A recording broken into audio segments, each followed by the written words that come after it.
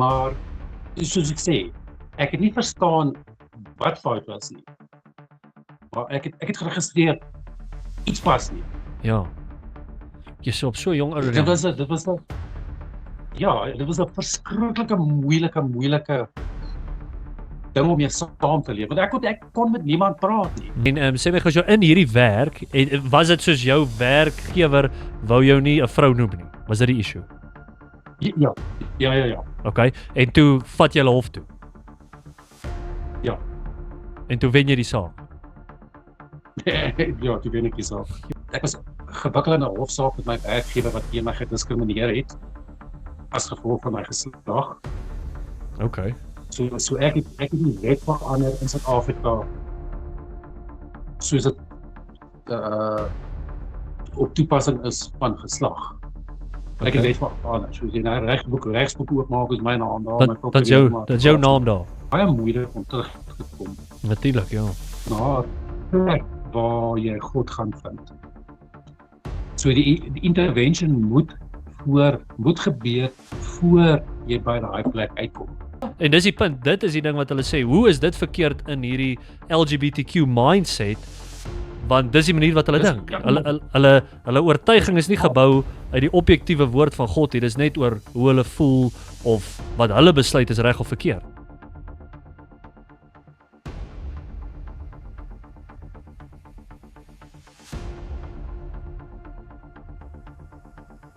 Ek het vir Chris hierso vandag. Chris is 'n ex-transgender persoon. Met ander woorde, hy was 'n man, toe hy die operasie gedoen om 'n vrou te word en nou is hy deur die genade van die Here het hy by die Here uitgekom, wedergebore geraak en is hy nou weer 'n man. En hy gaan vandag met ons sy storie deel en Chris, ons sien uit om te hoor alles wat jy sê en ek dink hierdie gaan ons moet julle waarsku, hierdie is dalk nie vir sensitiewe luisteraars nie. Ons gaan bietjie in die hele proses gaan ons bespreek oor wat is die operasie wat hulle doen en Chris gaan vir ons dit in detail sê. So Chris, baie dankie dat jy hier saam met ons is vandag.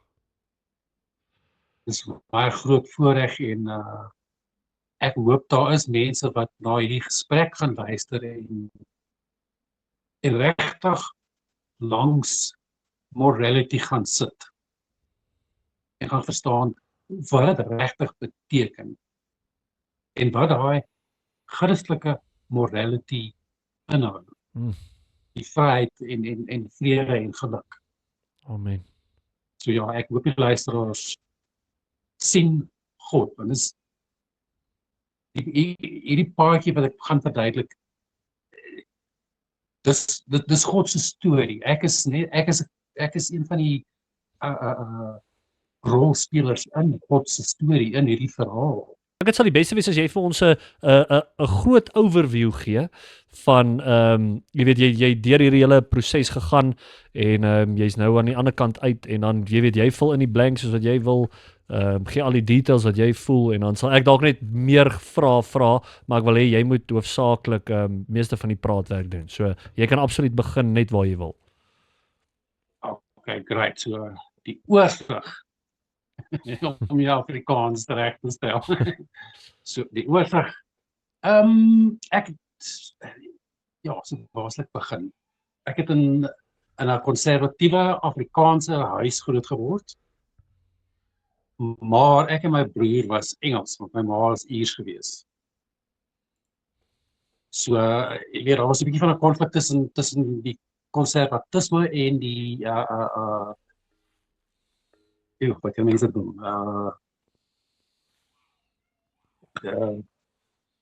Meer Engelse tipe van benadering tot familie. So daar was altyd 'n bietjie wrywing in die familie gewees, maar algeheel was dit 'n konservatiewe familie, maar daar was ook nie gebrokenheid nie. Ek dink dis waar baie mense miskien 'n wanpersepsie het van hierdie hele ding van geslag en geslagsidentiteit en homoseksualiteit en al daai goed. Dit kom nie net uit gebroke huise uit nie. Ek weet ek het uit 'n baie vooraanstaande familie uitgekom.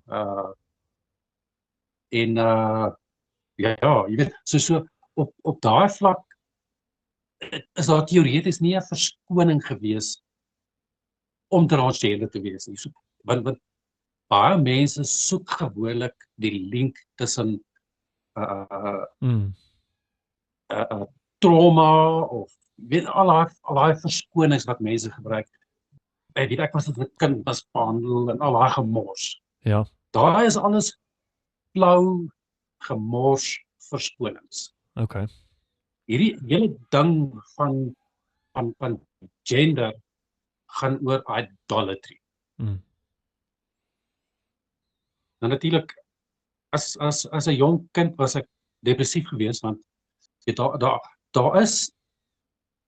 was 'n disconnect met my geslagsidentiteit toe ek groot geword het. Mm. Ek het 'n broer gehad wat 9 maande ouer was as ek. So jy weet ons is baie na aan mekaar. Okay. So jy weet dis nie asof daar enige buite-invloed was wat hierdie kon veroorsaak het. So dit is iets sielkundig of psigologies. Yes. En sê my gou, so jy het groot geword, jy sê in 'n gesonde huis, het jy groot geword soos in kerk met die Bybel, het jou ouers jou Ja, so as kinders het ons Sondagskool bygewoon, obviously Methodiste Kerk. Okay. Maar jy weet dit is nog in die 70s en 80s, jy weet so dit is nog onder die apartheid regime. Ja. En obviously hierdie gendergoed was taboe geweest, heeltemal. Ja. Ek weet my pa self hy het altyd gesê en die mamma ek gaan hom nou direk aanhaal. Maar hy het altyd gesê ek sal 'n moffie op. Dis so. En daai is dit is ook 'n probleem. En dis 'n probleem wat ek dink ouers op ag moet slaan want ek dink waar dinge skeef geloop het is ek het gevoel ek kon nie my ouers nader om hierdie hele ding te bespreek. Okay. Dit is so daar is daai vrees van ek seker verwerping of retaliation of weet as kind verstaan jy nie die goed nie. Ja. Sê my gou, waar het jy groot geword? Waar of jy weet waar bly jy nou? Van waar is jy? So ja, ek het in Pretoria groot geword, Okay. Afrikaanse skool bygewoon. Ja. Baie bekende Afrikaanse skool. Al die groot name was op skool, saam met al die politikuste. Okay. Ek het ook vir jou op e-pos gesê wie my pastoor was. Ja. Ek kan nie sy naam noem nie, maar ja, ek gaan nie baie gelukkig daaroor nie, maar ja, jy weet so ek het in Pretoria groot geword, my 2 jaar diensplig gedoen, so ek het nie die kortpad opsie gevat om my geslagsidentiteit te gebruik om uit die weermag te kom nie, want ek het net gevoel dis die maklikste manier om 'n teiken te maak van jouself. Okay. Dit was ek in die weermag was homoseksuele getuister en hulle was goed getuister. Ja. Okay. So sê my so wat is maar dit is ook onwettig. Ja. Om homoseksueel te wees in die 70s en 80s. Ja. Okay. So sê my wanneer was die eerste keer? Want soos jy gesê, jy het nou groot geword in 'n gesonde huis, groot geword in die kerk, alles van hierdie goeie. Wanneer was die eerste keer wat jy was daar 'n dag wat jy opgestaan het en nou gewonder het? Jy weet, okay, hierso is ek wonder nou oor my geslagsidentiteit. Jy weet, was daar 'n dag wat dit was van hierdie ding was jy altyd oor seker en nou ewe skielik is jy onseker. Wat was daai initiële soos die een ding wat wat ek kan onthou was ek was omtrent 5 jaar oud. Okay. Nou mense gaan sê ja, maar jou geheue kan nie so ver teruggaan nie, maar ek kan onthou ek was omtrent 5 jaar oud toe ek het net eendag besef maar iets pas nie lekker hier. Ek weet obviously nie verstaan van geslag en geslagidentiteit ja, okay. Manlik en vroulik en sulke goed nie. Net iets is fout hier, iets pas nie. Yes. Weet en dit het obviously op daai jong ouderdom al begin manifesteer as depressie en aggressie en angs. Jo. Op 5 jaar oud, so vroeg. Ja, Ja. en jy weet dis baie mense sal sê nee, dis onmoontlik. Maar soos ek sê, ek het nie verstaan wat fout was nie. Maar ek het geregistreer iets pas nie. Ja. Jy's op so jong Dit ouderdom. was 'n dit was 'n verskriklike moeilike ding om mee saam te leef. Want ek kon met niemand praat nie. So jy bedoel toe het jy al begin dink, jy weet, moet ek regtig 'n seentjie wees? Is dit die ding wat soos al klaar in jou kop was op so jong ouderdom? Ja, maar jy weet die volle prentjie of die volle definisie daarvan was nog nie geformuleer Ja, nie. okay. Ek sou sê daai prentjie het tot volle fruition gekom seker net op hoërskool gekom het. Okay. Ek hoor jy so dis met 'n proses wat jy kon voel iets is nie lekker nie, okay, ek's depressief en soos wat jy deur hoërskool gegaan het jy begin dink, okay, die issue wat hier aan die gang is ek voel nie soos 'n seun nie. Ja. Okay. Jy weet ek het ook nie gedate soos ander ouens. Jy weet ek was baie teruggetrokke, onttrek. Ja. Obviously as 'n gevolg van die depressie was dit ook moeilik om oor die weg te kom met mense. Jy weet soos ek het maar met myself gehad. En in hierdie tyd, jy sê daar was geen, jy weet, trauma of een of ander verskriklike gebeurtenis nie. Dit was net vandat jy 5 jaar oud was, het jy soos hierdie gevoel. Ja. Okay. En sê my gou en die geestelike toestand in hierdie tyd. So jy het gesê jy het na hierdie metodiste kerk gegaan. Het jy sou jy sê soos die evangelie verstaan? Het jy verstaan die geestelike invloede hoe belangrik dit is? Glad nie. Okay. Glad nie. Jy weet ek dink dit was maar daai ding van kulturele Christendom. Jy gaan kerk toe en want jy moet kerk toe gaan, maar jy's nie regtig daar nie. Ek het jou. En as jy nou terugkyk, soos en ek dink dit is ook 'n groot sleutel tot hierdie hele ding van geslag en gender al goed. Mense sê te maklik en te vinnig ek's 'n Christen, maar jy's eintlik 'n kulturele Christen. Want jy gaan kerk toe. Amen. Weet ek is so moeg van hierdie mense wat op die podcasts almal claim Suid-Afrika is 'n Christelike nasie. Dis die grootste potstrooi wat daar is. Ja, ek stem saam. 100%. Ek wil by jou weet. In ons kerk is een van die pastore sê altyd Pretoria sal altyd sê ons is die grootste Christene. Ja. In hierdie dorp, maar dis alleen. Ja. Nee, ek stem 100% saam.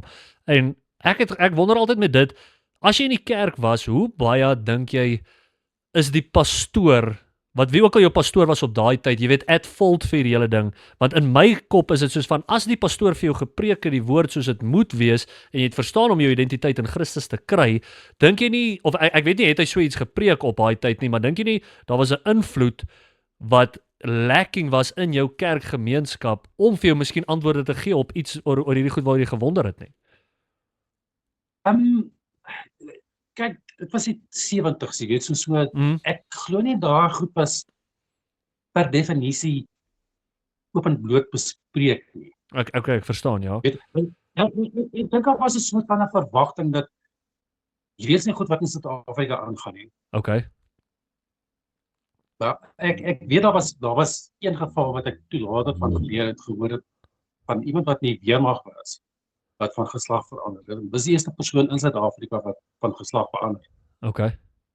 Maar weet dit was iewers in die 70's as ek dit reg kon onthou. Ja. Okay, so dit was 'n heel ander konteks, maar ek bedoel ook soos het die pastoor enigsins jy weet vir jou geleer dat daar iets vir jou geleer word van net 'n general ordentlike wegdraai van sonde. Jy weet, of was dit in jou kop meer net van is hierdie ding is nie verkeerd eers nie?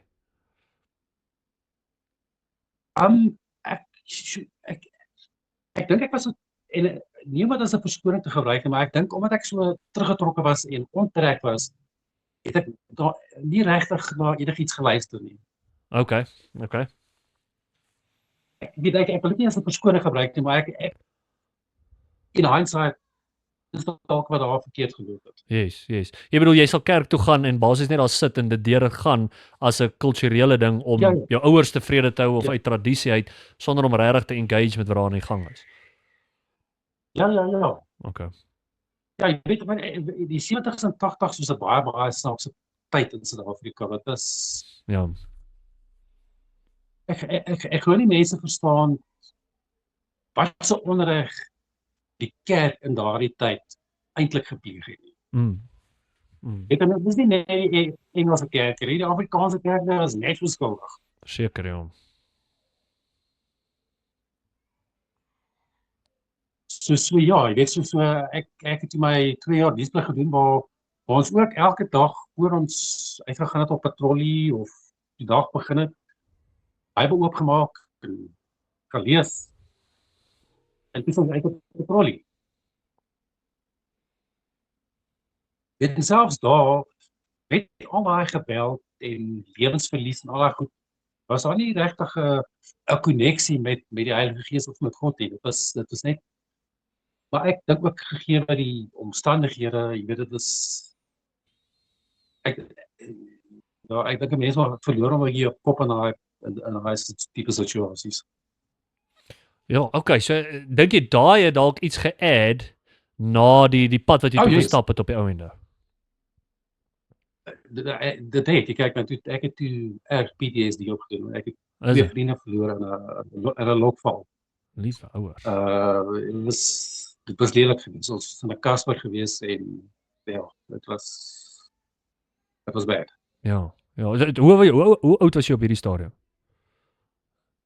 Ek het matriek geskryf toe ek 17 was, so ek het net 18 geword. Net 18 geword. Jo, okay. Ja, so ek wil dit is nog 'n kind. Ja, nee, absoluut ja. Ek try net dink, maar jou punt is so voordat hierdie traumatiese goeters natuurlik met jou gebeur het, was al klaar 'n lang periode wat jy gestruggle het met iets wat opgebou het nou na hierdie punt toe. So dis 'n akkurate beskrywing van waar ons nou is. So as jy voordat ons nou kom by die volgende details, wat sou jou raad wees vir ouers in hierdie tyd? Jy weet hierdie tyd wat jy is daar enigiets wat jou ouers of iemand 'n pastoor of iemand kon doen in daai 5 vandat jy 5 tot 18 was daai periode van tyd? Enige tekens of iets wat hulle kon identifiseer miskien om jou te gehelp het? Nee.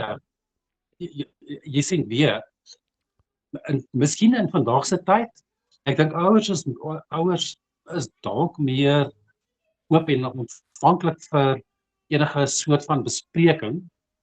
Maar ek weet dit hang maar af van hoe die verhouding is met tussen ouer en kind. Okay. Met gelukkig het ek nie kinders gehad nie, so weet ek dink om vir 'n kind te vertel, wel jou ma of jou pa is nou jou iets anders. Ek dink dis absoluut een van die grootste sondes op aarde. En ek weet van mense wat dit gedoen het. Ja. Okay. So ja, ek dink ouers moet ontvanklik wees. En dalk vir die jonger kinders sal social media dophou. Want ek sien social media is erg nie baie goed. Ek sien baie van die kinders is nou met hierdie pronouns goed besig. Ja. En dit is mallig. Ja.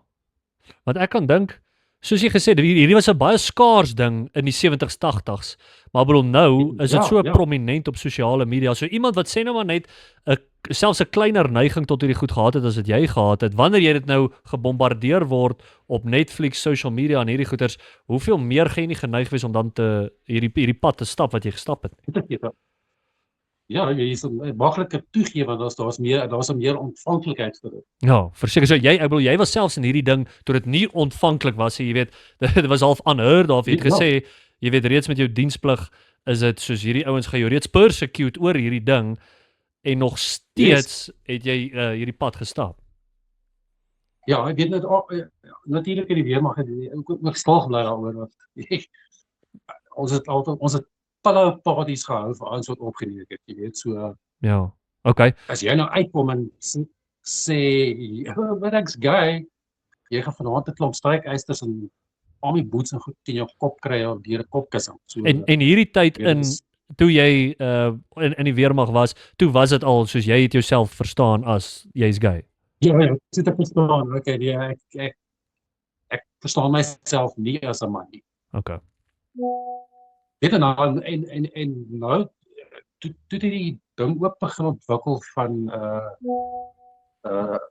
selfhaat en selfmoordgedagtes en al daai goed. Ja. En ek dink die selfmoordgedagtes het meer ontwikkel omdat ek niemand kon benader met dit nie. Ja. Weet man, omdat daar so 'n massiewe vrees was vir retaliation. Ja. Okay, en so vat ons nou van na die weermag af. Hoe het jou pad toegelyk? Nou die weermag het ek het gaan swat, begin werk en ek het toe my vrou ontmoet. Okay. Ek is aan haar voorgestel deur my baas. Ek is toe Kaapstad toe verplaas. Nee, wag, ek het eers vliegtuigies gebou by Atlas. Die cheetah en die rooi valk. So ek het my prakties daar gedoen.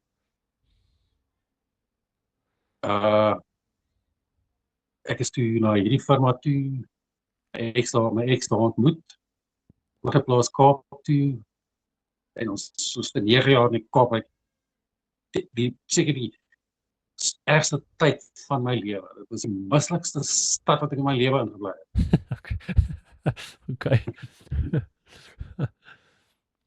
Jammer vir al die Kaapenaars, maar dit is 'n mislike plek. Die dag toe ek bedank het, was seker die grootste verligting in my lewe wat ek opgepak het en gekom Pretoria toe. En wat toe gebeur het is my vrou het 'n verhouding gehad en het buite-egtelike kind gehad. Jy weet ek het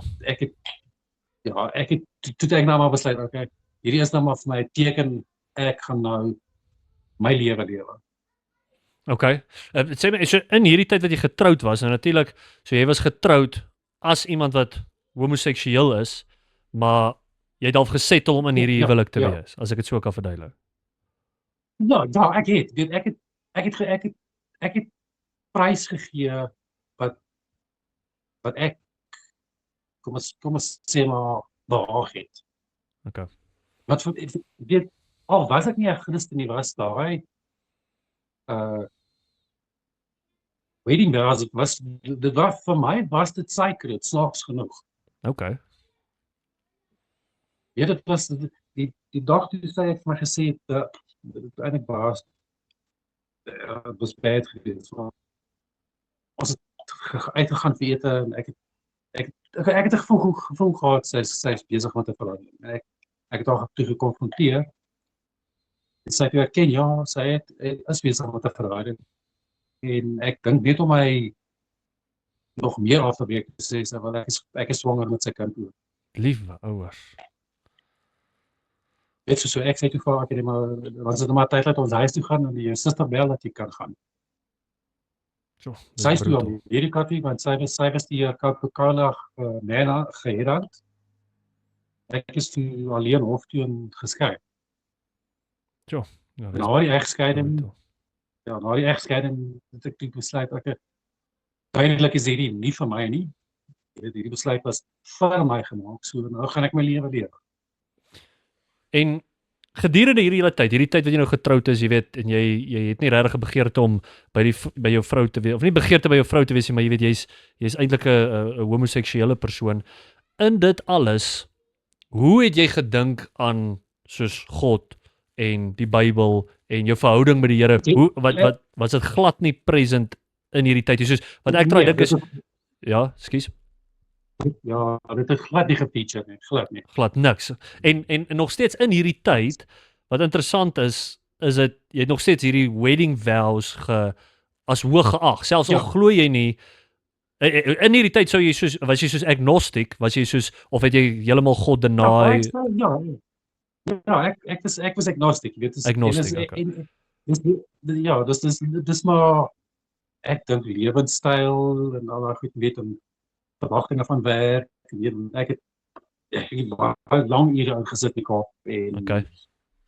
ja, my baie gekos. En in hierdie soos ek try net dink, ek wil my half myself in jou skoene sit, soos as mens agnosties is, soos wat dink jy van die afterlife? Soos wat sou het dit ooit jou mind gekros, wat gaan met my gebeur as ek eendag doodgaan? Is dit enigsins iets as jy in daai plek is of ignoreer jy dit net so en gaan aan met jou lewe om half net soos Nee, so obviously omdat ek baie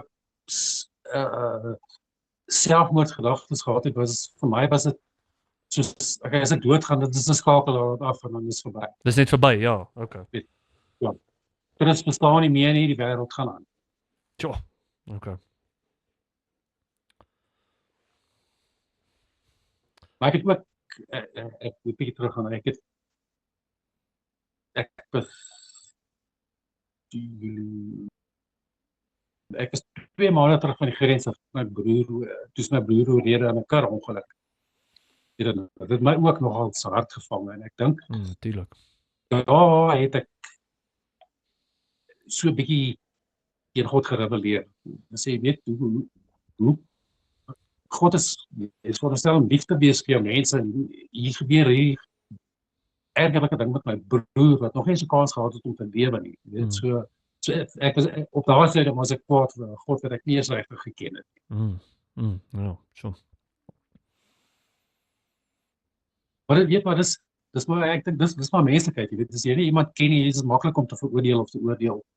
Ja, presies. Kwaad te wees. Ek bedoel op daai punt, dis natuurlik die groot argument wat baie ateïste sal gebruik. En ek het ook al met baie mense gesit en praat wat kwaad is vir 'n Here wat so jy sê soos hulle nie eens in glo nie. En ek dink net dis 'n groot misverstaan dat ons is in hierdie sondige wêreld oor Adam en Eva se sonde. Jy weet dis oor mense se sonde dat die wêreld geplunge is in jy weet dit was nooit die Here se idee dat ons nou lewe in hierdie plek van al hierdie pyn en seer en suffering, soos hierdie suffering waardeur jy moes gaan. Dis oor mense se sonde laat dit gebeur. Dit was nooit die Vader se plan vir ons om nou te sit met al hierdie issues nie, ja. Ja, weet obviously in retrospect maak daai goed nou vir my sin. Ja. Op daai stadium was dit vir my 'n goeie verskoning.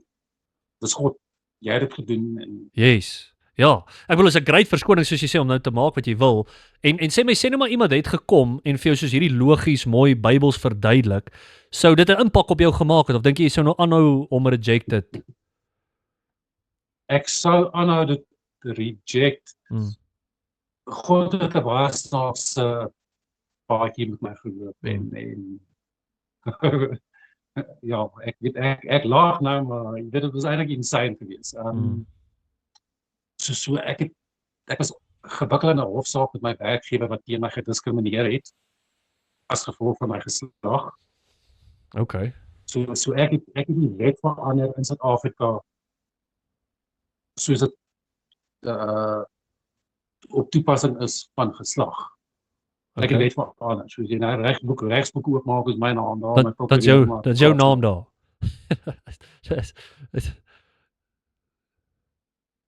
En so ek het die hofsaak gewen en jy weet Suid-Afrika is nou op hierdie stadium waar al hierdie goed hierdie ANC gestoot word en dit hierdie goed moet gebeur en gelykheid en daai goed dit klomp bog is ANC se leuns maar dit was een van hulle doelwitte gewees. Ja, maar dit ek seker is presies wat jy sê. So jy sê jy is die ou wat gemaak het dat die wet van hierdie hele ding verander het. Soos jy is die initiator van dit gewees.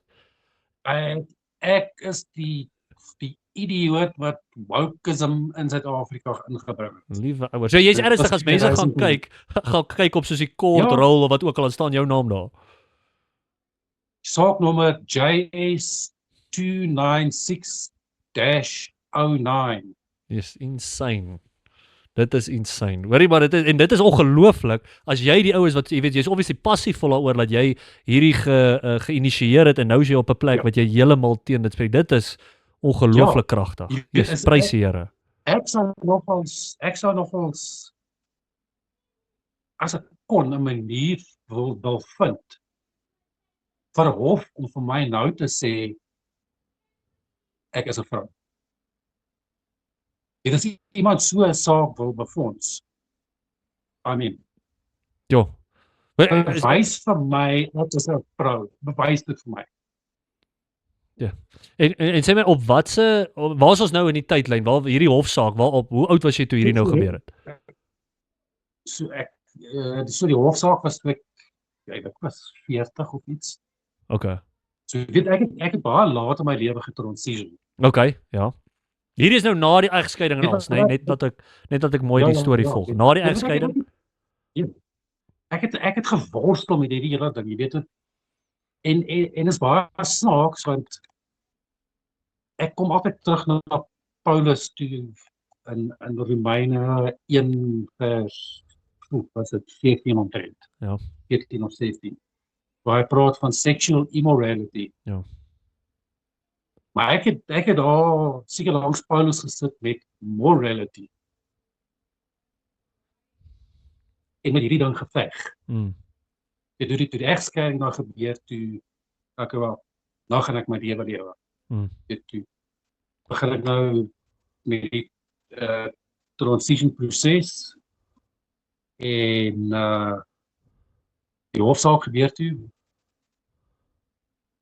En met die hofsaak, ek het gewen, maar ek het eintlik my lewe verloor.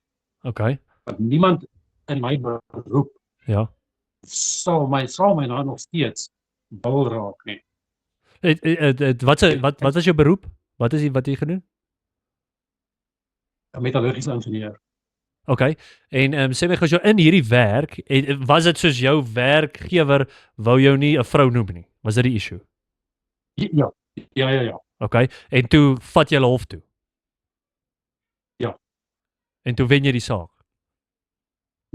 Ja, toe wen ek die saak. Jo, dit is unbelievable. En okay, sê my gou, hoe lank na die egskeiding het jy toe die transition gemaak? Het jy nou verander van 'n man na 'n vrou? Yes, ek kan nie onthou nie. Ja, as dit klomp goed gebeur het, ek het depressief geraak, ek is toe in inrigting en ek het ECT ontvang, weet maar goed, neek met jou geheel. Okay. Heeltemal. ECT? So daar's electroconvulsive therapy. Ja, okay, liewe ouers. Dis hulle vat pedals, dan sit jy elektriese stroom deur jou brein om nou jou brein te realign. Dit klink soos 'n psigiater sci-fi movie. Dit klink soos 'n sci-fi movie. Okay, maar by die idee van dit nou, wag, is hierdie nou om jou te try rehabilitate in die sin van dat jy nie moet transition nie. Is dit hoekom hulle dit doen? Nee. Ek het probeer selfmoord, so ek het uit opgeëindig in 'n rigting. Okay, alright. Maar hierdie is die terapie wat hulle nou gebruik om dit te probeer oplos.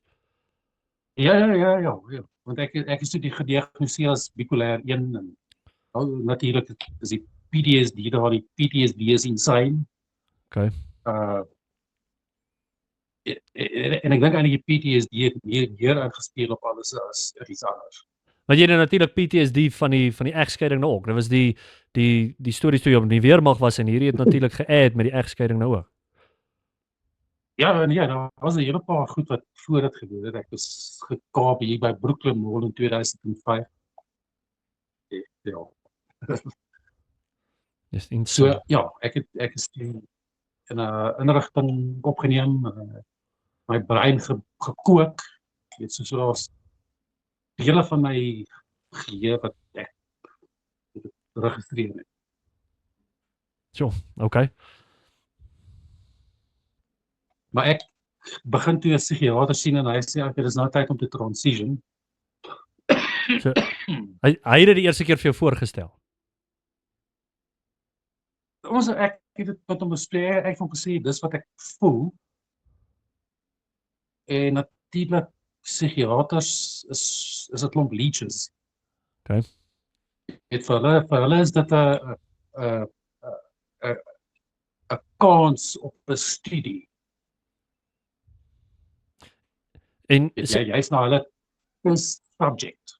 En sê my hierdie is nou in 'n tyd wat natuurlik soos die transgender operasie, ek bedoel dis nie 'n bekende populêre ding nie. Jy moet seker een van redelik die eerste mense gewees het in Suid-Afrika wat dit wou doen of wat? Ja, ek is seker, as ek moet eerlik wees, seker die derde of vierde persoon. Ja, ek wou sê, okay. Hoe het jy geweet daarvan of soos hoe het dit by jou opgekom in al hierdie goedes dat dit kan dalk 'n oplossing wees vir jou issues? Kom ons transition. Ek het begin oplees en navorsing gaan doen Okay. en gelees en gesien dis die enigste uit, want al die teorie op hierdie goed sê die enigste manier om dit te behandel is met 'n geslagsverandering. Sê geweet Daar wat jy nou gesê het? Die enigste manier wat?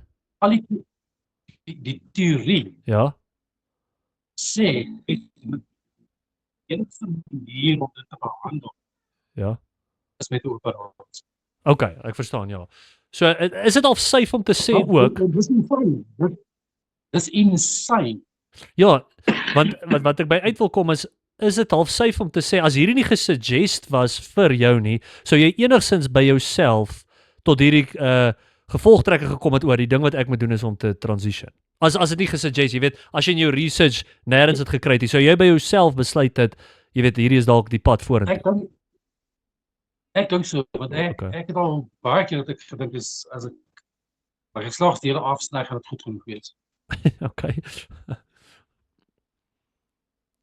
Weet en dis hoe crazy 'n mens se brein is sonder God. Verseker.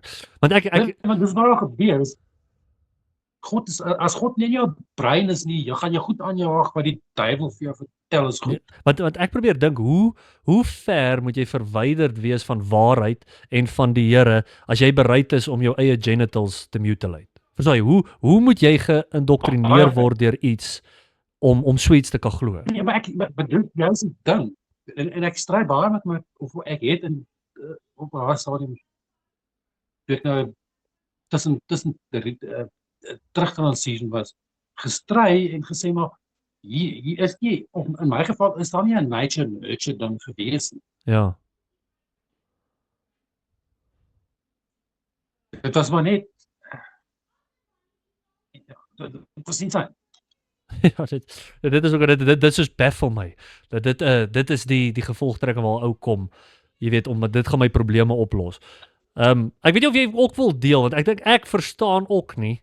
En as jy gemaklik is om te deel, wat is die presiese operasie? Wat is die ding? Soos word jy gekastreer of wat is die jy weet wat doen hulle? Is dit jy word gekastreer en dan doen hulle soos 'n vaginoplasty wat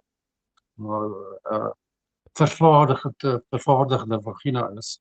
Ja. En jou penis word nog binne jou ingewande ingewerk. So jy is nog 'n man. So jy, as jy sê gekastreer, so hulle sny nie jou penis af nie. Hulle vou dit terug binne in jou. Ja. Dis maar hoe seer moet dit nie wees na die tyd nie? Is so easy snaakse ding. Ek dink omdat 'n mens in soveel euforie opgevang is, beteken daai seer niks. Euforie bedoel jy nou van die verligting van ek en nou as ek weer moet wees. Ja. Insane. Dit is vir my okay, as jy nou raak moet kyk as jy nou kyk na daai foto wat ek vir jou gestuur het. Ja. Op straat gaan jy nie sou jy nie geweet dat ek is 'n man nie. Ja. Jy sou nie geweet het. Ja, ek wil daai foto wys. Ek sal dit wys aan die begin van hierdie video dat almal kan sien. Ek wil die foto's van voor na die tyd en nou wys vir die mense om te sien wat dis presies soos jy sê dat jy dit lyk soos 'n vrou uit en uit. Ja. Hy sou nie geweet het nie. Ek weet nie of ek dit wil deel nie, maar ek het toe na die hofsaak het ek kabeloos geraak. Obviously niemand wil my in diens neem nie want ek is te veel van 'n risiko. As iemand iets verkeerd sê, gaan ek die firma hoftoets gee. En ek het toe deurmekaar geraak met prostitusie en dwelms. Ja. So ja, ek het die hele paadjie gestap. Ek wil net op daai punt, wil ek net highlight, dat jy net ook vir die mense dit duidelik maak, soos dalk is daar mense wat transgender is, wat nou, jy weet, hierdie punt wil maak met hulle werk om hierdie hofsaak te wen, en jy weet, vir jou baas te wys, maar Ja. hier's jy 'n lewende voorbeeld van hoe slegte idee dit was. Ja, die hofsaak gewen, maar soos jy sê, selfs op 'n sekulêre vlak het dit jou lewe vernietig. Dit het heeltemal my lewe vernietig. Mense verstaan dit nie. Jy weet, en dis wat ek baie keer sê is, in publiek sal mense baie sê, ja, ons is okay met homoseksualiteit en hierdie goed, maar as mense huis toe gaan, ander storie. Presies, So as amen. jy nou as 'n werkgewer met iemand in kontak kom wat 'n risiko kan wees vir jou firma, jy gaan huis toe gaan en jy gaan daaroor dink, en jy gaan 'n rede soek om hierdie persoon in diens te neem. Nee, verseker. Ja. Collectively, we are very liberal, maar individually is ons nog baie konservatief. Ja, nee, verseker. Ek weet net weer terugvat na die operasie, laat mense dit mooi verstaan. So en dan as jy sê, so sny hulle jou testis dan ook af. Het jy moet hulle jou testis afsny en dan so hulle vat jou penis, dit gaan binne in jou testis word afgehaal en dan bou hulle basies vir jou soos 'n vagina. Ja, verskoning vir 'n vagina, ja. Okay. So, dit is hoe ek wil nie hamer daarop nie, maar ek dink baie mense wonder presies hoe dit werk. Is dit soos 'n plastiek ding of wat is ek Dit is maar net 'n gat wat daar sit. Okay. Ja, dit is maar net jou vel wat teruggevaar word en dis nou maar die vagina. Liewe ouer. En dan toe jy nou hierdie transition gemaak het, voel dit was jy soos jy gesê het, hierdie euforia, ek is uiteindelik nou die vrou wie ek gedink het ek moet wees. Ja. Sjoe. Okay. Ja, ek was baie gemaklik met myself gewees. Ek het nie there was no lack of confidence. Jy het hierdie vroulike lewe uitgelewe, geen twyfel, nou is jy wie jy dink jy moes wees. Ja. Sjoe. En snaaks genoeg, ek het nie regtig soos in Amerika hormone replacement terapie ontvang nie. Jy het niks van dit, okay. Ek weet wat dit is, maar ek weet al wat ek gekry het as hormoon vervangingsterapie was die voorboedpil. Die voorboedpil. Ek dink as jy navorsing gaan doen, kan jy sien daar is baie meer dwelms wat gebruik moet word. Sure, okay. En okay, so jy het gehad nie van die hormoonvervanging. Hoe lank was jy toe 'n vrou gewees? Jo. Lank, ek weet nie hoe lang. Soos 10 jaar, 5 jaar. Ja, ek sou sê omtrent 5 jaar. 5 jaar, okay. Ja. En natuurlik, Ek so toe ja, skus gaan aan, ja. ek het toe ek na haweloos die dwelms en al daai gemors wat saam met dit gaan. En toe eindig ek op by 'n kerk. En hulle het my ingeneem, maar my geslag was 'n probleem. Die pastoor het pertinent gesê, nee, maar jy is nie 'n vrou nie. En ek het gestraai. Iemand het vir my 'n Bybel gegee wat ek nog steeds het. Lang storie van haar. Iemand het vir my Bybel gegee en ek het toe met God begin beklei oor hierdie hele ding. En ek het seker erger as duiwel beklei met God. En ek het hierdie Bybel bestudeer net om 'n loophole te vind om te sê wat ek gedoen het is reg. En dis waar die Heilige Gees gekom het en my net gevat het en oor die pel is die pot mis. Amen. Ek weet en mense maak die ervaring van die Heilige Gees af as iets bonatuurliks of bonatuurliks. Ja, dit is bonatuurlik, maar dit is 'n fisiese ervaring vir my gewees. Amen. En ek bedoel, dit lyk asof die Heilige Gees jou gekonvikt het van jou sonde toe. En dis presies wat die woord vir ons sê in Johannes 14, dit is presies die rol van die Heilige Gees. Ja. Weet, en dis toe waar ek afgekom het op Romeine 1 en 1 Korintiërs 6. Want daar is vir my die twee grootste skrifgedeeltes wat Amen. totaal uitspraak lewe oor al hierdie gemors. Presies, ja. En as mense nie verstaan wat ek sê nie, gaan lees dit. Ja. Moet nie net lees nie, gaan lewe dit. Want dit is scary wat Paulus eintlik vir 'n mens daar sê. Amen. En die Heilige Gees het my hier in daai twee skrifgedeeltes konvik. Prys die Here. En dit wys jou net weer, dis die vrees van die Here wat gemaak het dat jy daar gedraai het, né? Dis want jy het gesien wat Romeine 1 vers 18 tot 24 vir ons sê, en wat 1 Korintiërs 6 vers 9 sê, dat no homosexual enter the kingdom of heaven. Jy was soos van, luister nie, maar dis wat die skrif sê, ek kan nie aanhou lewe soos die nie. Ja. Maar jy sien dat vir my was dit ook belangrik om te verstaan wat is morality en immorality. Want as jy na daai twee goed gaan kyk, en jy gaan kyk na die enigste sonde wat God nie gaan vergewe nie, dan is dit om die Heilige Gees te ontken. En that's the morality. Maar die Heilige Gees gee vir jou daai morality. Dis hoekom God so teen hierdie goed is. Because you are rejecting the Holy Spirit. Amen.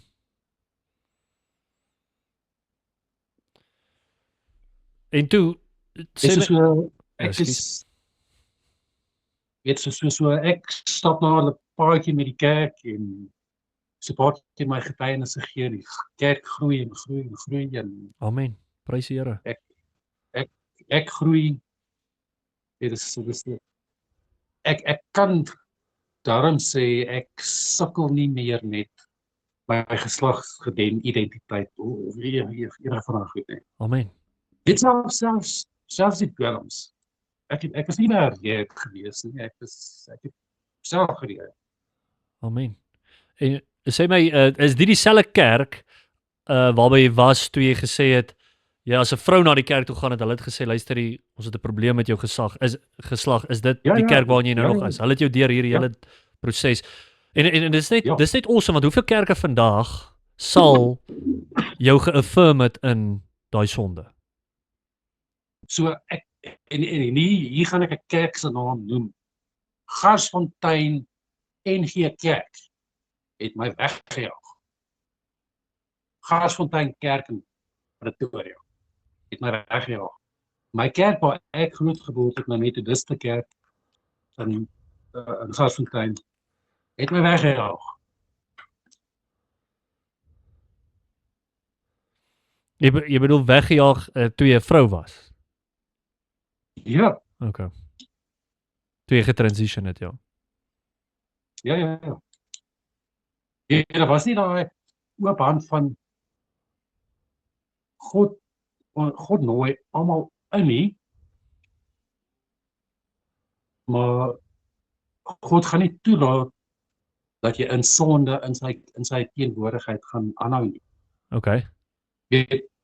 Daai twee kerke het net geweier om selfs te probeer sit en dit te verduidelik. Jy bedoel ja, hulle kerk maak nou was ja. Die kerk maak nou as dit sê, kom luister na wat God sê. Ja. Hulle het my die spasie gegee om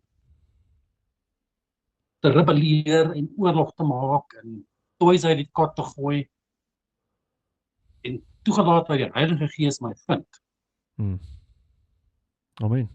Ek dink die kerk sal nie self, niemand in die kerk sal my kon oortuig dat ek verkeerd is nie. Ja.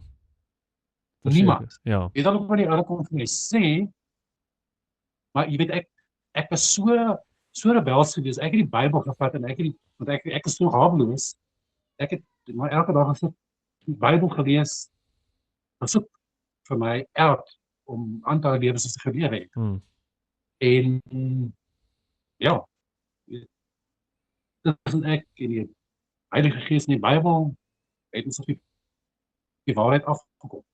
Ja, verseker ek dink dit ook is belangrik om te sê dat en ek weet nie wat hoe sê jy dink hieroor met jy wat nou deur dit gejourney het nie. Ek dink 'n kerk sal wel op 'n stadium vir jou moet sê dat as jy nie change nie, jy kan nie vir ewig in die kerk sit as iemand wat in konstante sonde is en ons adres dit nie. Laat mense dit duidelik maak om te sê ek stem saam met jou, mens moenie iemand wegjaag veral soos dag 1 nie. Jy moet vir hom sê luister, jy moet verstaan hierdie is sonde en ons wil jou help om hier oor te kom, maar jy moet verstaan as daar nie 'n bekering plek kom nie. Ons kan nie toelaat dat iemand wat gesyp is elke naweek kom sit in ons kerk nie. Soos ek dink dit is ook net 'n belangrike onderskeid om te maak om te verstaan. Daar's 'n Bybelse tyd dink ek om te sê gaan sorteer jou goeders uit, dankie jy weer terugkom. Ja, okay. Ja, daar was nie 'n periode gewees nie, maar daar was duidelik vir my gestel, jy lewe in sonde, ons kan dit nie toelaat nie. By die kerk waar jy nou is? Ja. Ja, okay. Maar jy bedoel, die NG Kerk waar jy was, Garsfontein, daai storie, hulle het net dadelik vir jou gesê, bly weg. Daar was nie 'n attempt om jou te probeer by die Here uitkry, want dit dink ek is onbybels. Ek dink daar is 'n plek om te sê, luister, ons het jou kans gegee, jy wou nie hoor nie, jy's nie welkom nie. Ek dink dis een ding, maar as hulle sê dag 1, jy weet, ons gaan nie eers moeite doen om jou by die Here te uitkry. Ek dink nie 'n kerk moet dit ooit doen nie. Ek dink dis 'n onbybelse manier om dit te hanteer.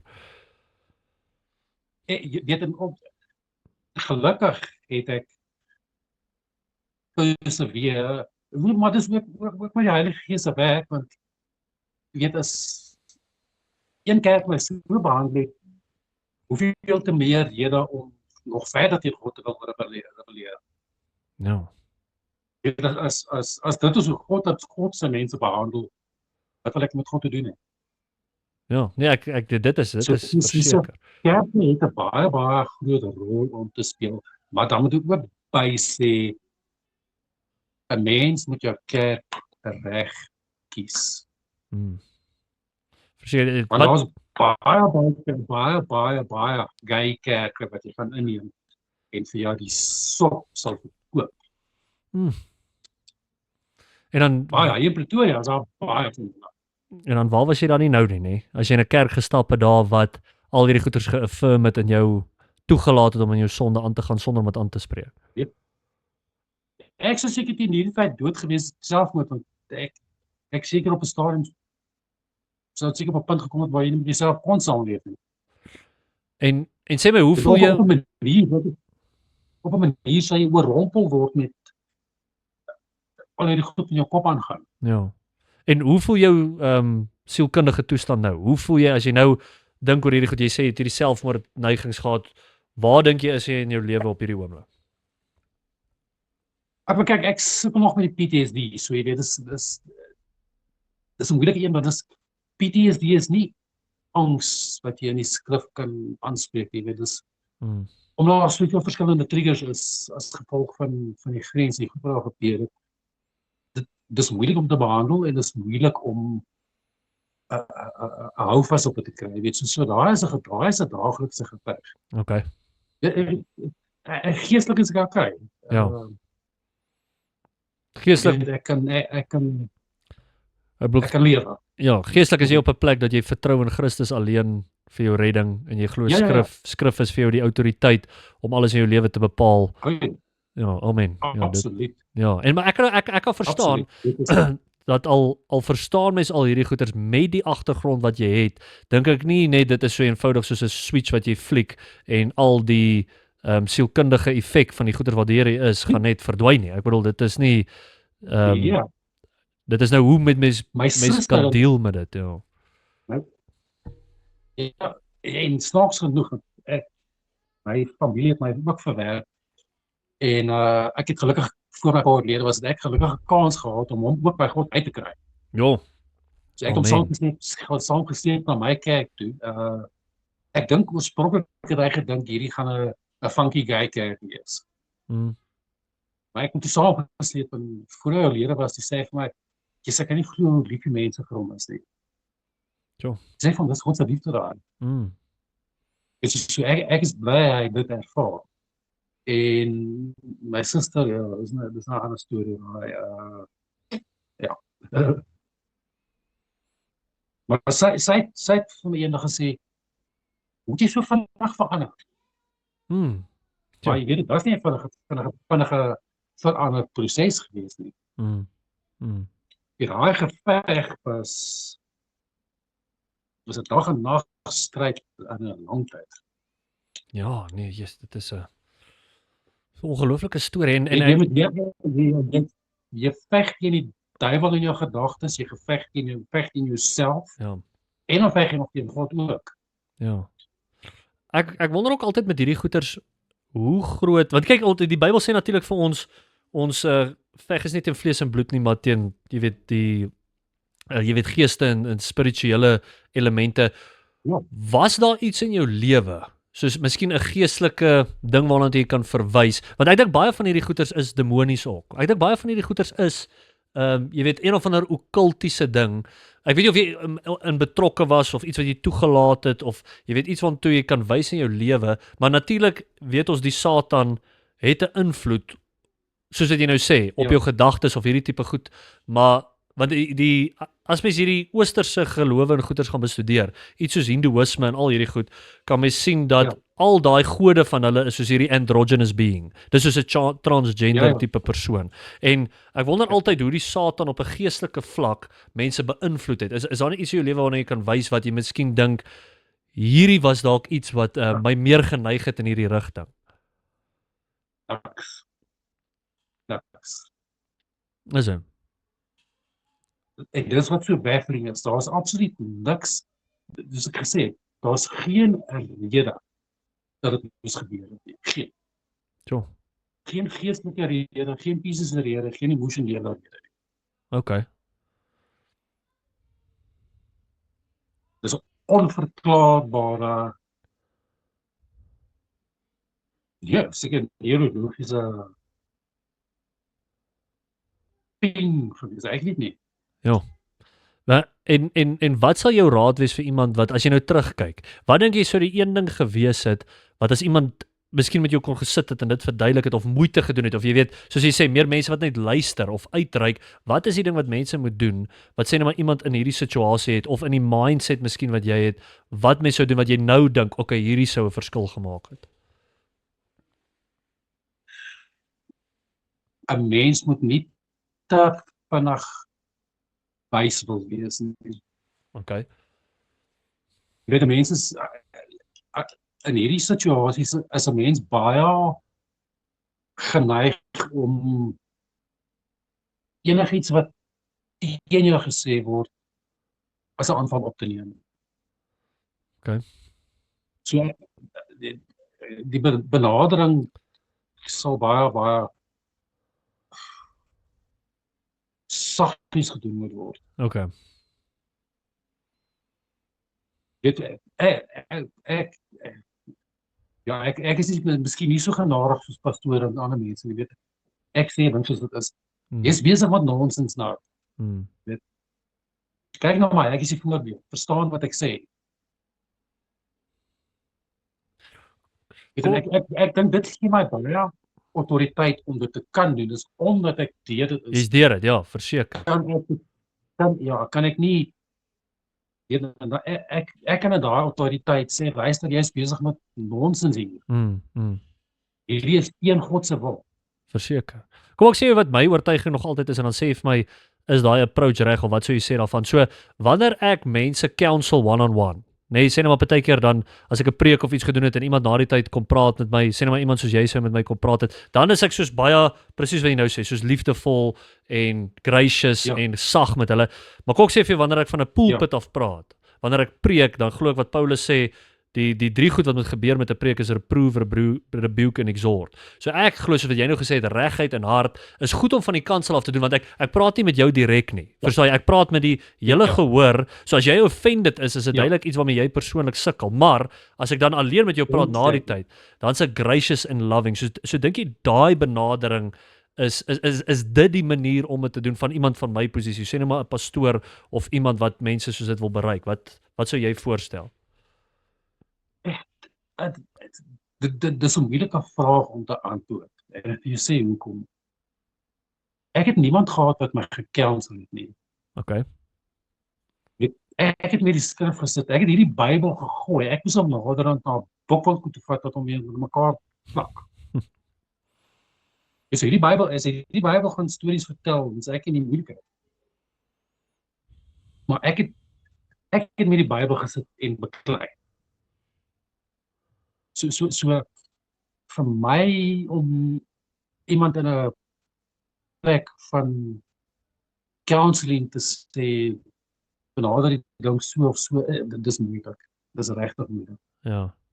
Jy bedoel dit sal seker individueel ook wees. Ja, Individu ek spesifiek. dink 'n mens moet net eerlik wees. Ja. Weet dan as iemand dit nie wil hoor nie, dan is dit nie aan die tyd nie. Dis soos dwelmverslaafde. Ja. Ja. Absoluut. Jy gaan nie dwelmverslaafde in jou tyd nie. Ja. Jy kan hom nie forceer of maak nie saak hoe goeie redenasie jy het nie, as hy nie in sy hart besluit om hierdie te jy weet as die Heilige Gees nie om convict van hierdie sonde nie, dan is daar net absoluut, dan kan jy niks doen nie. Ja. Ons boodskap is om die waarheid te bring en laat die Heilige Gees dan werk deur hierdie persoon op die manier wat hy dit sal doen. Yes. Ja, jy weet, ek vertel baie keer vir mense, ek het soos Nebukadnezar gelewe, toe ek haweloos was. Dit is seker deel van God se plan. Jy gaan nou so lewe tot jy verstaan. Jy weet, dis irrasioneel, maar jy weet, dis maar hoe ek het ervaar. Ja. Yes, maar dit is ek het nie gebeur of 'n kortstof.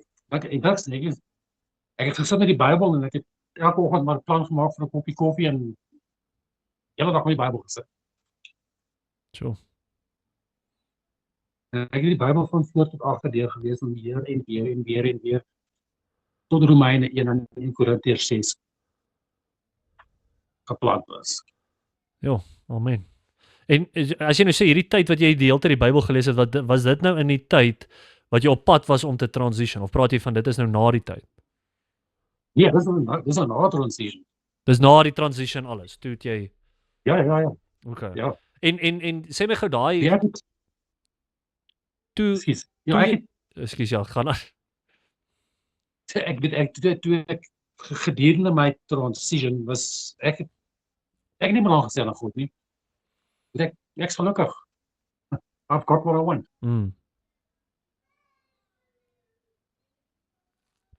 En daar ek dink dit is ook belangrik want as jy op daai punt is dit baie moeilik om terug te kom. Natuurlik, ja. Na 'n plek waar jy God gaan vind.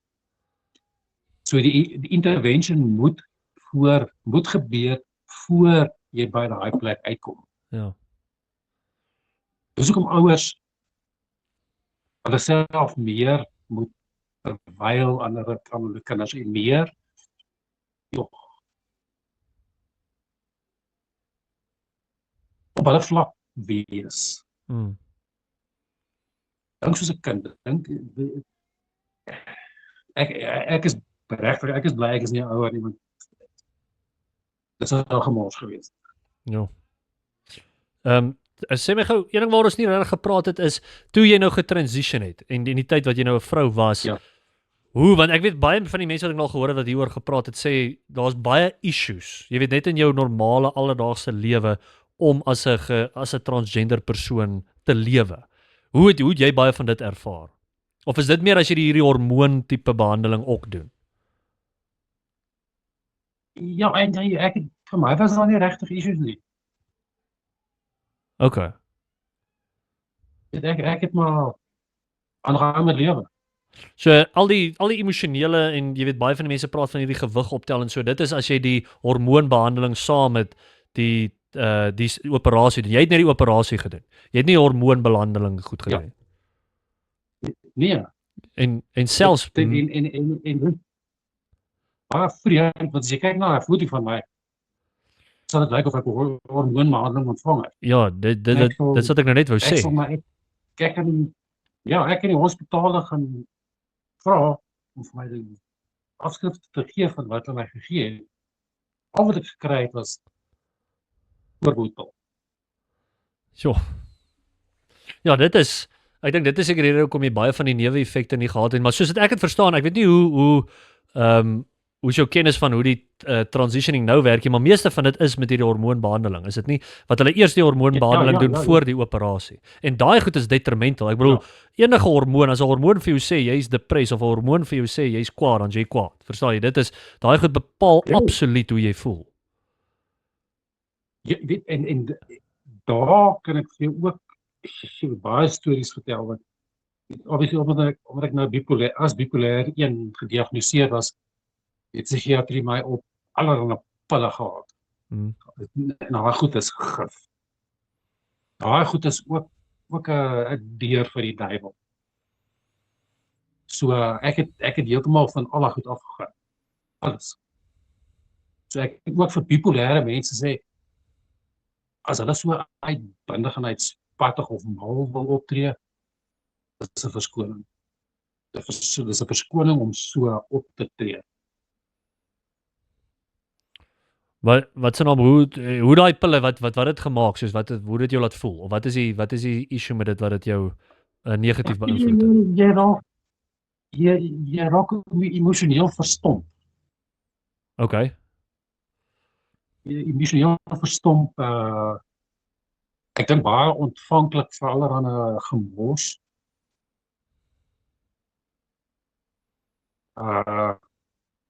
Ja, nee, daai pille is baie nieuws. As jy sê ontvanklik vir allerlei gemors, soos wat bedoel jy? Soos hoe jy's meer suggestible, is dit wat jy bedoel? Ja, suggestible, allerlei geestelike gemors. Okay. En op watse stadium in hierdie het jy op daai pille geklim? Is die voor die transition, min of meer in daai tyd? Ja, dit was 9 maande nadat ek teruggekom van die grens af. Okay, so dis vroeg bedoel jy. Dis vroeg in die storie. Ja. Ja, nee, want ek het erg PTSD gehad toe ek terugkom van die grens af. Ek het saam van pille wat in COVID was, ek was dit nie opgehandig. Tjoh. En sê my die tweede keer toe jy transition, toe jy nou van 'n vrou af weer terug transition na 'n man. Wat is, jy sê ek bedoel die kerk het obviously 'n major rol gespeel. Wat het die laaste trigger gemaak wat jy gesê het, okay, ek gaan die stap neem om weer deur die operasie te gaan om alles nou weer te reverse? Okay, so ek kon nie ten volle terug transition nie, dis cost prohibitive. Okay. Hoe werk dit? Wat beteken dit? Ek het nie meer 5 of 600,000 rand nie. 5 of 600,000 rand. Is dit wat dit kos? Yes, ja. Dis insane. Yes. Ja. Dis insane. So ek is basies 'n junig wat maar rondloop. So So jy het glad nie 'n operasie gedoen om weer terug te verander nie. Nee, maar ek weet ek het geestelik gesê nee, ek is 'n man. Ek gaan na mans badkamers toe, ek trek aan soos 'n man, ek tree op soos 'n man, ek lyk soos 'n man. Ek verstaan. En die initiële operasie, is dit ook so duur? Is dit ook soos? Maar obviously dit was 'n hele paar jaar voor dit, so dit is bietjie goed geprobeer. Dis ons omtrent 300,000 rand. 300,000. Wat dink jy kos dit dan nou? Ja, dit kos nou baie geld. Soos miljoene rande. Gelukkig in Suid-Afrika dat die staatshospitale dit nie meer doen nie. Want die staatshospitale het nie die geld nie, wat het nie die befondsing nie, en ook nie die dokters nie.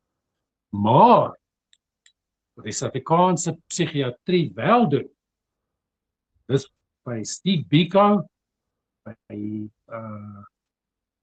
is in die Kaap, groot as hier in die Kaap, doen hulle nog steeds die hormone replacement therapy en dan gee hulle vir jou 'n brief om na binnelandse sake toe te gaan. Ja. en jou identiteitsnommer en jou naam en goed te verander na vroulik toe, wat 'n geslag ook al jy wil aanneem. Net as jy hormone So, replacement therapy gedoen het, dan kan jy dit doen. Ja, dan kan jy na Home Affairs toe gaan en sê, ek is nou 'n vrou. Insane. Maar jy het ook nou vinnig gesê, Kan jy die gevaar verstaan wat dit toe kan lei? natuurlik. Mans wat vrouens badkamers gebruik. Ja. Nee, absoluut. Wat Dit hy is dogtertjies aan. dis shocking. Dis boos. Dis totaal en al boos. Die hele ideologie agter hierdie ding is en dit soos jy sê, dit ek glo 'n groot deel van hierdie is om pedofilia aan te hits. Dit is vir hierdie ding is gemaak vir pedofiele. Ja, wie sê 'n vrou wat by sy was by een of ander kommissie gewees waar sy die opening speaker was, waar sy het eintlik 'n hele papier gedoen oor pedofilie waar sy dit wou wettig maak. Nee. Ja, Hoe in Suid-Afrika nou?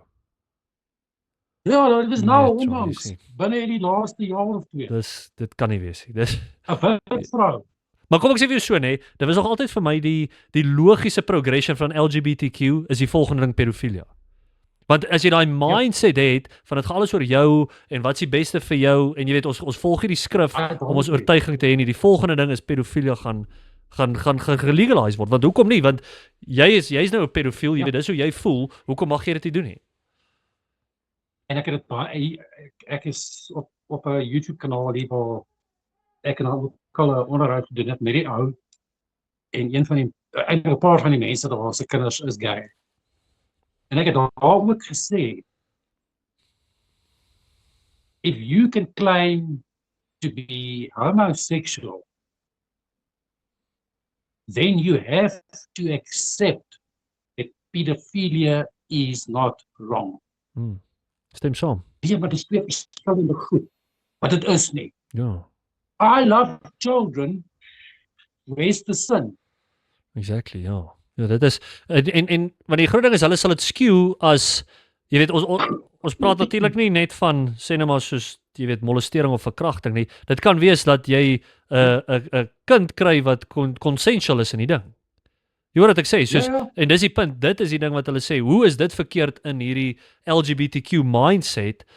Want dis die manier wat hulle dink. Hulle oortuiging is nie gebou uit die objektiewe woord van God nie, dis net oor hoe hulle voel of wat hulle besluit is reg of verkeerd. So jy het hierdie begeertes en jy verdien dit, laat dit bevredig word. So ek wil dis absoluut soos jy sê, die volgende logical progression. Ja, dis I feel. Ja. Ek sê wat gebeur as jy voel jy's 'n hond? Ja. Weird though. Daai feel is psigiaters wat moet gaan sit en luister. Ja. Maar hulle maak meer geld om mense se lewens op te neek en studies te doen. Ja. En net die shocking ding van hierdie hele ding is waar jy gaan sit by die psigiater en hy het dit nog aangehits ook. Soos daai mense wat dit doen, soos mag die Here jou help. Jy moet bekeer en jou lewe terugdraai na die Here want dit is absoluut boos om vir enigiemand in hulle lewe te sê dis wat jy moet doen. Jy moet reeds vir hulle sê om te bekeer van jou sonde en nie deur hierdie proses te gaan nie. Jy weet psigiatrie is heeltemal teen God, né? Is dit? Jy praat nou van absoluut. As jy die onderskeid maak, jy bedoel tussen psychology en psychiatry, bedoel jy die medisinale deel van psigiatrie. Jy bedoel dit alles. Psigiatrie en psigologie. Kyk ja, ek bedoel Sigmund Freud wat so boos is wat jy kry. Ek bedoel hy so min gered soos daar's 'n manier hy is born again nie. Sien die drugs vir sielkunde is self. Yes. Idolatry. 100%. Idolatry. En dis hoe die Satan jou vang. Dis hoe hy vir Adam en Eva gevang het. Ja. Hy het gesê, ye shall be as gods. Dis wat hy vir hulle gesê het. So dis presies, dis nog altyd die Satan se plan. En soos jy sê, 'n groot deel van sielkunde, dis alles gefokus op jou. Wat's die beste vir jou? Wat kan jy doen om beter te voel? En wat daai ou vir jou gesê het is, verander jou gender dan gaan jy beter voel. En nou weet jy dis nonsens. Ja, weet ek is nou seker die grootste teenstander teen psigiatrie en sielkunde. Ja. En transgenderisme natuurlik. En die hele woke movement. Amen. Ek wou net terugvat, jy het nou nog iets gesê. Het jy gesê daar was 'n tyd in Suid-Afrika wat hulle die staat soos 'n transgender operasie gedoen het, bedoel jy soos laat dit basies dan vernietig in die sin van jy kan net gaan daarvoor. Ja. Maar dis nie meer so nie. Sê jy? Ek sê dis nie meer so nie. Dit was vir 'n tyd so en nou het hulle dit verander.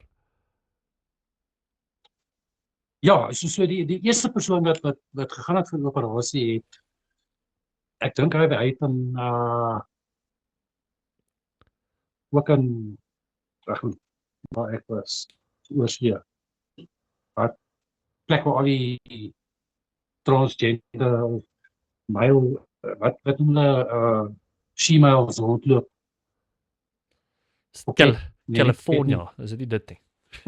Nee, dis California is boos. Wel ja, is dit die Phuket nie? Phuket het mos al daai drag queens en al daai goed. Is dit nie? Ja, nee, wat is daar? Dis daar ek dink hy het so toe gegaan, ek het ook so toe gegaan. Ja. Weet want ek het nie Suid-Afrikaanse dokters vertrou met hierdie goed nie. So daar is privaat kliniek, daar is een in die Kaap wat dit doen. En ek dink een in Bedford. Is dit die enigste 2 plekke in Suid-Afrika wat dit doen? Wat ek kan weet, ja. Okay. Staatshospitaal, al wat hulle doen is 'n hormone replacement therapy. Well, hormone was ek gee 'n briefie Ekskuus, so dis wat jy gesê, jy het gesê die staat sal vir jou hormone replacement sê. Hulle doen nie die operasie, die staat nie. Nee. Okay. Ja, die staat kan nie eers 'n operasie vir 'n gebreekte heup doen nie. Okay. Ja. Ek weet dit. Ek wou sê dis ook toe jy dit sê. Ek Ek wou sê ek het jou verkeerd verstaan want jy sê ek wou sê dit kan seker nie wees nie. Ja. Ja, maar die staat het op 'n stadium operasies gedoen. En toe staak hulle dit want daar was net nie meer befondsing nie. Okay, ja, so hulle die vol transgender operasies bedoel jy gedoen? Ja. What? Ja. Okay. Ek sê 'n bietjie ek moet net gaan kyk want daar is 'n baie bekende professor wat so rukkie terug oorlede is. Hy wys die Bika of hy word actually wat die operasies gedoen het. Hy was die hoof van daai departement. Ja. Wat gespesialiseer het in dit. Dis insane hoor. Maar ek moet sê ek is clueless oor al hierdie goed. Ek moet vir jou eerlik sê, ek dink jy is seker die enigste, is dit? Jy is die enigste transgender mens waarmee ek nog ooit gepraat in my lewe. So hierdie is vir my baie insiggewend. Ek prys die Here dat jy ek moet vir jou sê Pretoria is al homoseksuele. Pretoria en Kaapstad. Ja, net so hierso. Kaapstad is seker die hoofstad. Hier bloem met ons is ons clueless. Jy weet, so nie 'n bloem. Ek dink ons lewe so in 'n bubble hier. Ja, maar ek geniet dit. Jy het al plaasboere is mos bietjie ons is bietjie eng. Ons is plaasboere en maar kom ek sê vir my dink hierdie plaasboere is ook maar skelm. Daar is ook van hulle wat maar homoseksueel se goeders is en dit wegsteek en goeders. Ja. Ons probleme is seker net so, maar ek dink ek lewe so in 'n bubble want ek weet absoluut. Jy het van my soveel goed geleer waarvan ek weet. Soos die operasie het ek altyd gewonder. Mense hoor mos nou maar rumors en goeders van hoe die is. Dan ek van dit kan seker nie weet hoe dit werk nie. Maar ja. My pel wat die proef het was, hy het ook 'n plaas aan die Vrystaat. Okay. Hoorie maar Chris, ek wil net so half as afsluitende gedagtes. Ek wil hê jy moet net soos daar in die kamera sê, jy weet vir iemand wat sukkel met hierdie goeters, vir iemand wat deur hierdie goeters gaan, hoe sal en ouers, jy weet wat sê net maar kinders het wat bekommerd is oor die goed of wat hierdie goeters noem, hoe sal jy hulle bemoedig? Wat sal jou raad wees aan hulle? En jy weet wat is ons plan vorentoe om hierdie ding te beveg? Hoe kan ons mense kry om te sien die boosheid agter hierdie en laat hulle vir Christus volkome vertrou? Ja. Daar moet meer in die publiek gepraat word hieroor. Jy weet ek wil mense benader om te help om te sien of ek by skole kan uitkom en kan praat daaroor want ek weet homoseksualiteit en seksuele wat die mense eksperimentasie gebeur op skool. Tjoh. En so wat gebeur is, nou begin kinders op skool eksperimenteer met seks en goed. En nou kom party van hierdie kinders uit as gay, and then they're too scared to walk it back. Verstaan? So nou het hulle iets gedoen, nou is dit te moeilik vir hulle om te sê ek wil eintlik nie gay nie. So nou is hulle net dan vasgevang en nou neek hulle verder vorentoe en verniel almal se lewens. Vir ouers kan ek sê kom af tot op die vlak van jou kind, wees betrokke by jou kinders. Luister na jou kinders. Moenie die foute soek nie. Luister na wat julle kinders praat en sê. Hoe hulle met ander kinders interaksies het. Amen. En dan wil ek kan nie punt van aanval nie, want ek weet dis 'n Afrikaanse ding is God sê dit is 'n sonde. Dis die grootste fout wat jy in jou lewe kan maak. Jy gebruik nie God in hierdie konteks van benadering gebruik jy God nie as die eerste wapen nie. Dis die grootste fout wat enigiemand kan maak. Ja, okay.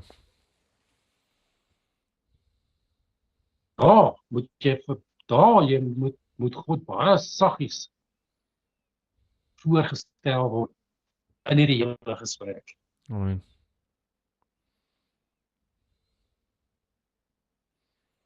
Want is ultimately inherent. Ek sê nie of jy is nie. Ek praat uit oortuiging en ervaring. Inherent weet almal God bestaan. Amen. As jy 'n persoon is met morality, gaan jy inherent weet God bestaan.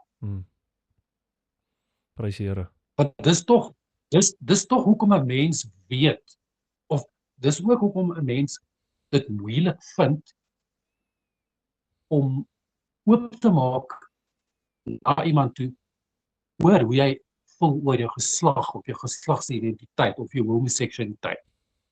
Want jy het 'n morality wat gegrond is in die Heilige Gees wat jy teen beklei. Absoluut, ja. Ek stem.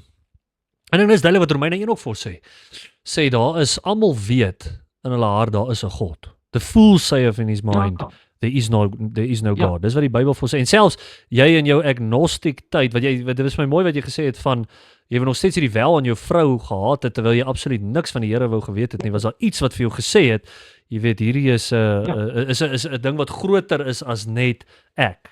Ja, it's a sacred vow. It's a sacred vow, ja. Amen. Ja, egskeiding het my gebreek. Ek kan dink. Maar ja, ek deur dit, ek is by God. Amen. En ek vrees nie die dood nie. Ek sê net maar siek so. Ja, ek vrees nie die dood nie. Ek verwelkom die dag dat ek en Paulus kan sit. Amen. En oor hierdie goed kan praat. Amen. Amen, ja. Chris, baie dankie hoor. Ek dink dit is hierdie was 'n groot blessing geweest en ek dink hierdie gaan 'n groot impak maak op baie mense se lewens. Ek dink jy weet die hele idee is dat mense wat sukkel met hierdie goeters, dis so relevant in ons kultuur, dat hulle hierdie hoor, dat hulle mense soos jy se getuienis hoor en ek dink dit sal ook maak dat ander mense wat deur hierdie selfe goed gegaan het, ook hulle getuienis kan bring. Laat ons vir mense kan sien dat daar is hoop in Christus en dat jy nou op 'n plek kan sit wat jy verstaan die evangelie, jy verstaan wie Christus is, wat hy vir jou gedoen het en dat jy sê dat ek jou 'n broer in Christus kan noem. So amen. Jy weet en die grootste ding van my hele bekering is die vryheid. Jy weet 'n mens dink as jy nou van geslag verander het, dan as ek vry. Jy het geen idee nie. Jy is so vasgevangene ding wat jy gaan opbreek. Jy gaan in dwelms opeindig, jy gaan jy gaan in prostitusie opeindig. So. Jy gaan, guaranteed. Ja. En God het jy 'n vryheid wat onbeperkt is. Amen. Hy wil net nie jy moet syp nie, hy wil nie jy moet dwelms doen nie, hy wil nie jy moet sonde doen. Dis maklik. Maar ek wil prys die Here dat hy jou uit dit uitgekry het. Dis iets om die Here voor te loof.